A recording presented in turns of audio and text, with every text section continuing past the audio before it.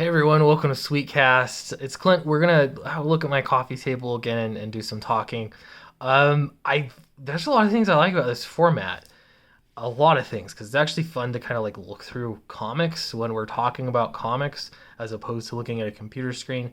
Again, I'll still do both, but it's I don't know. I enjoy it. Anyway, what I wanted to do is find another reaction video because people love reaction videos. It doesn't matter, uh, like if there's the minorest of there doesn't even have to be a disagreement.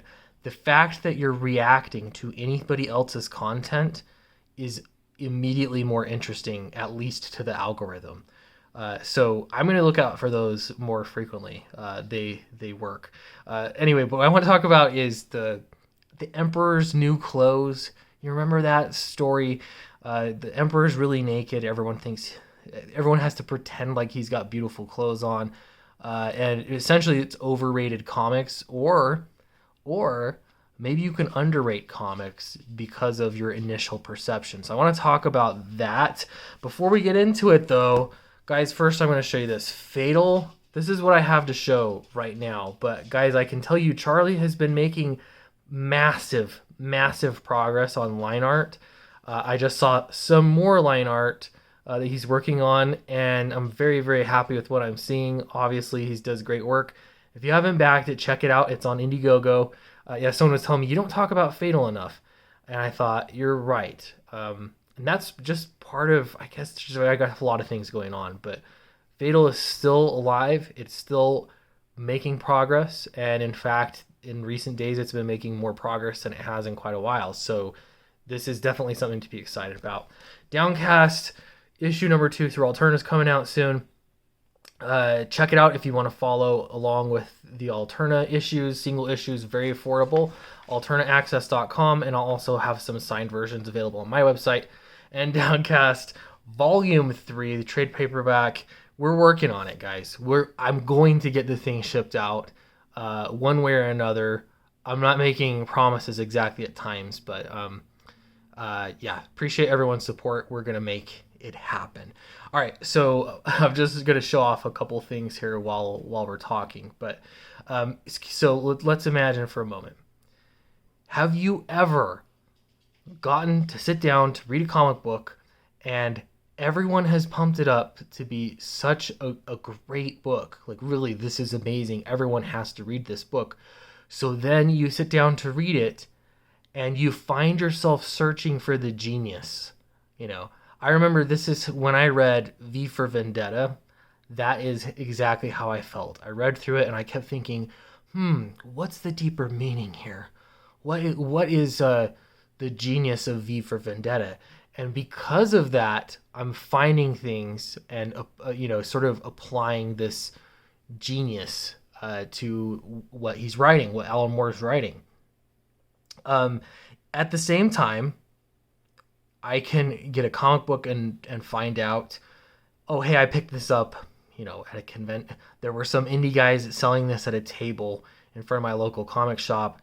Probably nobody's, and immediately I'm looking at the cover. I'm not going to show you the art right now that I'm talking about, but I'm looking at the cover. I'm looking for flaws. Why am I doing that? I don't know. It's because I've already prejudged this book. But when I stood back and looked at it, I thought, actually, that's very competent artwork, very competent coloring. Why am I scrutinizing this thing so much? And why was I searching for genius in V for Vendetta when, I'll be honest, it wasn't my favorite book? It really wasn't. I think it's a little overrated. It was fine. It was competent, but why do we do that? That absolutely has an effect in comics. But why is that? So I've got Ninja Turtles here. This is with Jenica, which, who cares?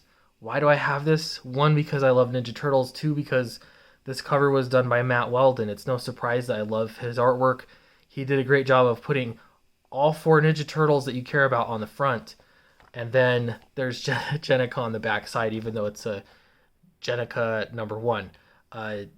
Great. I actually haven't read this at all, but I just bought it for the cover. I'm not going to lie. Look at that lighting. Look at the color scheme going on here. Very interesting. Anyway, so perception. So the same thing happens with IP. You love Spider-Man. You are going to give Spider-Man such a long leash. And I found this as I read through.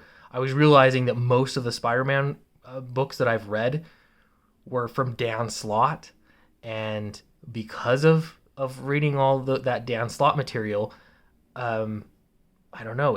I just had Dan Slott's perception of Spider-Man, the way he portrayed Spider-Man, so prominently in my mind. Now, I've read a lot of other Spider-Man, but not as much of Dan as I have of Dan Slott, which is part of the reason why I bought an omnibus from, was it Roger Stern, because like I gotta diversify, and that's a great era for comics anyway. So there's that when it comes to IP as well. Now, to creators, it can be the same thing, and I think that crowdfunding is part of that.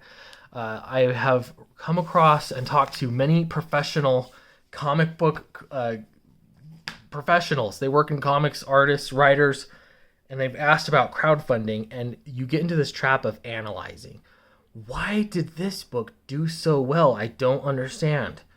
Why did, book X do so well when book Y was done by a professional working in the industry and they did so poorly? Their book looked better. I don't understand what happened. Well, that is perception. It's because there's enough people that have a positive perception of that creator, perhaps. I'm sure it's more complicated than that. There are other reasons as well. But even if you're a professional working in comics and you move out to crowdfund your own thing, you're almost starting from scratch. Almost. By the same token, why is it that now comic book pros that have been in crowdfunding sort of are building up their audience, they've got that perception working for them, they're able to do so much better and leverage their celebrity so much more effectively now in crowdfunding? Again, it comes down to perception. You're given a longer leash because of whatever reason, because of what you've done in the past. It's a culmination of things. So what, Clint? What's wrong with that? Nothing's wrong with it, but it is a reality. So if you are a creator, I guess you'd want to have some of that mystique around your work. You'd want to be known as a genius. You want people to say that you're a fantastic artist, writer, colorist, whatever. But you don't want them to say that you're terrible, because once that happens, it's going to make it very, very difficult. So food for thought. Anyway, I'm just showing you these because these are cool things that I have from people. Original sketch cover from Peter Simeti of The Chair. This was so great. I got this from Don Chin, who I had on my stream once or twice. It might have just been once. And he actually just sent me these books for free, which was great, especially because one of his hamsters is named Clint, so that's pretty cool to have. Anyway, so the point is that I think that you have more, part of enjoying a comic book, it's not just down to the story. Sometimes it can be, and that's amazing when you find a story that you're truly unbiased and you enjoy because of what it is. But it ends up being very complicated, just like everything else, as to why one book succeeds, one book fails, why one book is remembered as pure genius and others are underappreciated or ignored, when truly they're really well done books. It gets very complicated. So my question for you is, what book were you led to believe was the new clothes, so to speak, and it was really that the Emperor was naked? The book wasn't that good. Tell me what that book was for you, and what books were underrated. What books got an unfair, negative perception that you think is not deserved, and they deserve a much higher perception. I'd love to know. Let me know in the comments below. Don't forget to like and subscribe to my videos, and I'll have more content coming shortly.